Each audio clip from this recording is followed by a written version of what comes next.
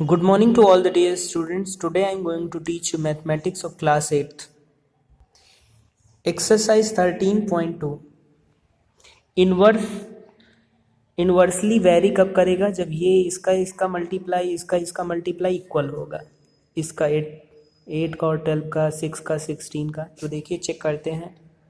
तो first question ये यानी 8 इंटू 12 इक्वल होगा 6 अप इंटू 16 इक्वल होना चाहिए, 24 इंटू 4 इक्वल होना चाहिए, 2 इंटू 48 इक्वल होना। अगर ये सब इक्वल हो रहे हैं तो ये इन्वर्सली वेरी करेगा।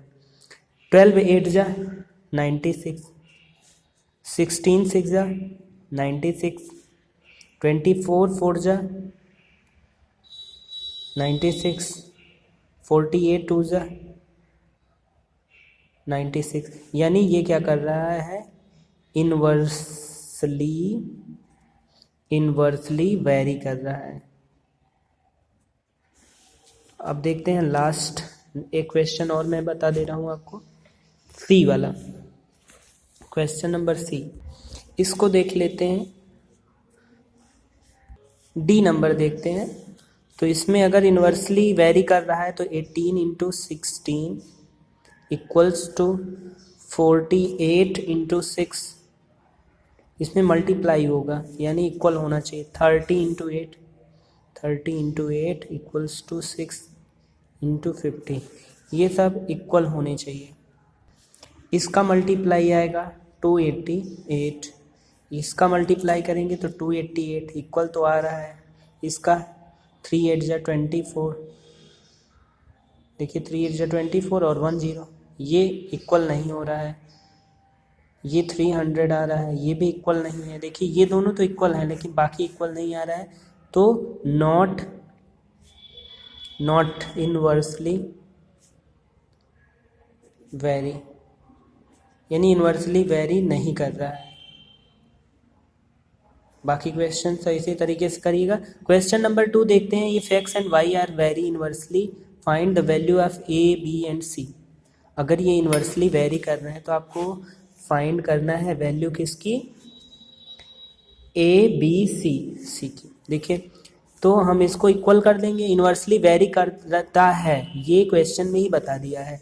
तो अगर इन्वर्सली वेरी कर रहा है तो 48 इंटू ए, इसका और इसका मल्टीप्लाई इक्वल होगा 64 इंटू 24 के मल्टीप्लाई के बराबर, बी इंटू 16 का मल्टीप्लाई जो होगा, और 32 इंटू सी के मल्टीप्लाई के बराबर होगा, और ये भी किसके बराबर होगा? डी इंटू 1 के बराबर। तो देखिए ए बी सी की वैल्यू निकालना है। तो देखिए इसका और इसका ये दोनों आपस में बराबर हैं, इक्वल हैं। 48 into a equal to 64 into 28। इन सबको ए की वैल्यू यहाँ से हम निकाल लेंगे। ए की वैल्यू क्या आ जाएगी? 64 into 28 upon 48।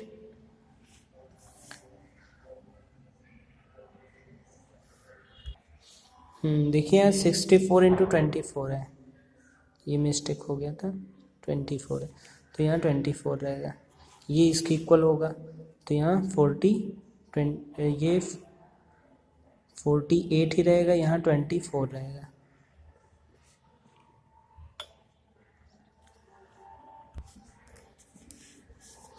Twenty four to ज़ा, ये ए आ गया 32, ए की वैल्यू आ गई 32। इसी तरीके से हम बी की वैल्यू निकाल देंगे। बी इंटू 16 इक्वल्स टू कितना है? 64 इंटू 24।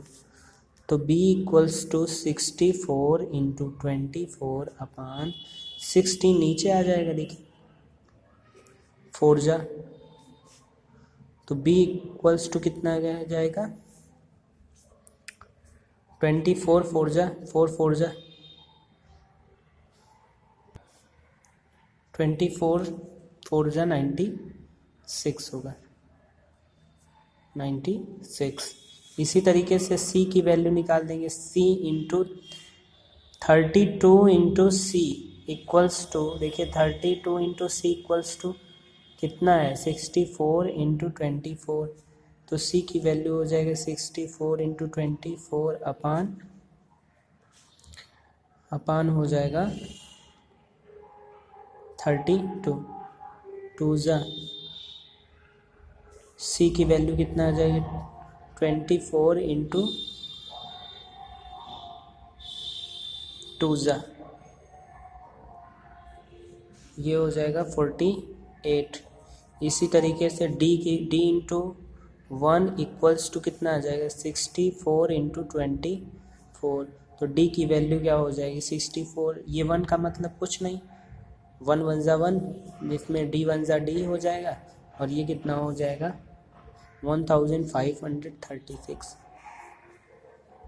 ये वाला क्वेश्चन आप खुद से सॉल्व करिएगा, ये इंटू ये इक्वल्स टू ये इंटू ये 16 इंटू ये equals to 4 into B equals to 16 into 64 into सी।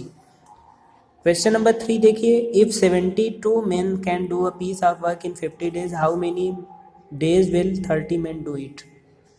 यानी क्वेश्चन में कहा गया है 72 लोग क्या करते हैं 50 डेज में एक वर्क को करते हैं, तो ये बताइए कि 30 मेन उसी काम को, यानी मान लीजिए वो वर्क एक्स मान लेते हैं, तो कितने दिन में करेंगे, इक्वल कर देंगे। देखिए ये पता है, ये पता है, ये कितने दिन में,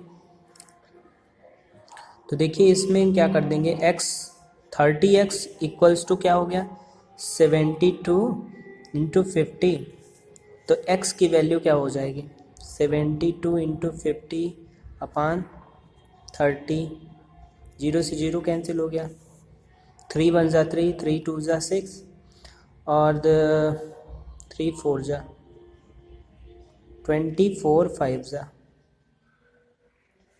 तो 24 5 जा हो जाएगा 120 डेज में कंप्लीट करेंगे, ये हमारा आंसर होगा। क्वेश्चन नंबर 4 खुद से करिएगा। क्वेश्चन नंबर 5 देखिए, 210 men can finish a work in 18 days. How many extra men must be employed to complete the job in 7 days? कितने एक्स्ट्रा लोग लगेंगे ये बताना है। कहा जा रहा है 210 men 18 डेज में काम करते हैं, तो कितना ज़्यादा एक्स्ट्रा लोगों की ज़रूरत होगी। मान लीजिए x एक्स्ट्रा लोगों की ज़रूरत होगी जो कि 125 डेज में, सॉरी जो 7 डेज में वर्क को कंप्लीट करें, 7 डेज में कंप्लीट करें। तो देखिए इसको निकाल लेंगे हम, इसको सॉल्व कर लेंगे। 210 लोग पहले से ही हैं, मान लीजिए x एक्स्ट्रा लोगों की ज़रूरत पड़ेगी, तो 7 डेज में हमें कंप्लीट करने के लिए कितने लोगों की ज़रूरत पड़ेगी, उसी काम को 7 डेज में कंप्लीट करने के लिए कितना लगेगा वो देखेंगे। तो 210 इंटू 80 अपान 7 हो जाएगा, तो ये 7 3 जा यानी 30 हो गया, तो ये कितना हो जाएगा 30 इंटू 78, ये कितना हो जाएगा 0, 3 8 जा 24, 3 7 जा 21 और ये कितना हो जाएगा 540 लोग टोटल हमें लोग, तो एक्स्ट्रा लोगों की ज़रूरत है, extra people needed, extra people needed. तो 210 लोग हमारे पास पहले ही हैं, 540 लोग यानी 540 और 210 पहले से ही हैं, तो 0 में से 0 गया, 4 में से 1 गया 3, 5 में से 2 गया, 330 एक्स्ट्रा लोगों की ज़रूरत पड़ेगी, ये हमारा आंसर होगा। 210 हमारे पास पहले से ही है, तो इसमें से माइनस कर दिया, यानी इतना एक्स्ट्रा लोगों की ज़रूरत पड़ेगी। क्वेश्चन नंबर 7 देखते हैं। In hostel 250 girls are there, there are food provision for 40 days, उनके लिए 40 डेज का फूड प्रोविज़न है। अगर 150 मोर गर्ल्स ज्वाइन हॉस्टल, मान लीजिए 150 गर्ल्स यानी 150 गर्ल्स और ज़्यादा उसमें हॉस्टल में एडमिट होती हैं, ज्वाइन करती हैं, तो कितने दिन में वो प्रोविज़न ख़त्म होगा। तो देखिए शुरू में देखिए 250 गर्ल्स थी, कितने दिन का प्रोविज़न था, 40 डेज का। अब देखिए 250 तो थी ही, प्लस हम मानते 150 और ज्वाइन करती हैं, तो जब ये ज्वाइन कर लेती हैं तो वो कितने दिनों तक चलेगा प्रोविज़न हम मान लेते हैं x दिन।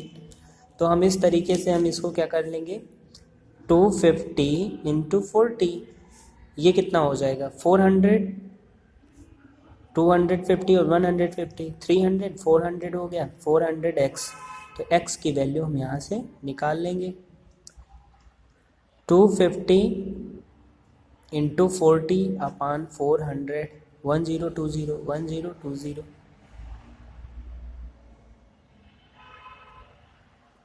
तो 4 1 जा 4, 25 डेज में वो प्रोविज़न कंप्लीट होगा, 25 डेज का प्रोविज़न होगा।